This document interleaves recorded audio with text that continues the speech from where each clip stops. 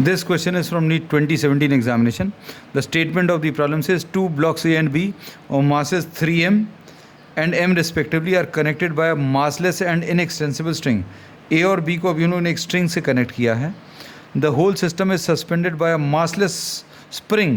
अब इस दोनों masses को spring से कनेक्ट किया. As shown in the figure, the magnitudes of acceleration of A and B immediately after the string is cut.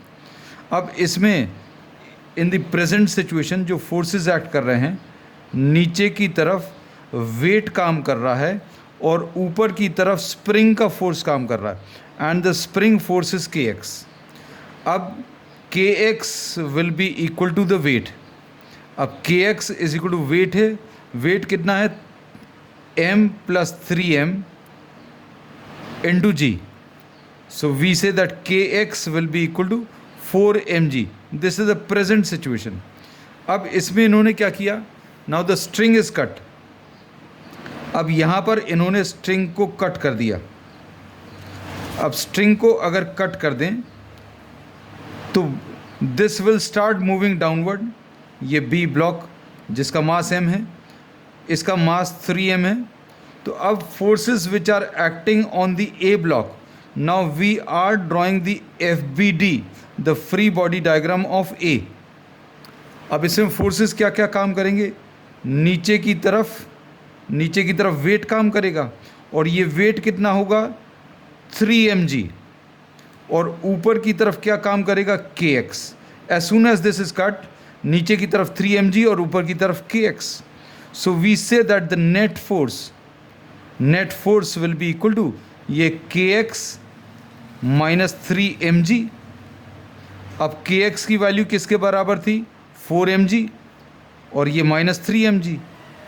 So we say that the net force will be equal to mg. तो अब इसका acceleration of a will be the net force divided by mass, और mass कितना है? 3m. तो this will be mg divided by 3m. So acceleration of a will be equal to g by 3, क्योंकि m और m cut जाएगा.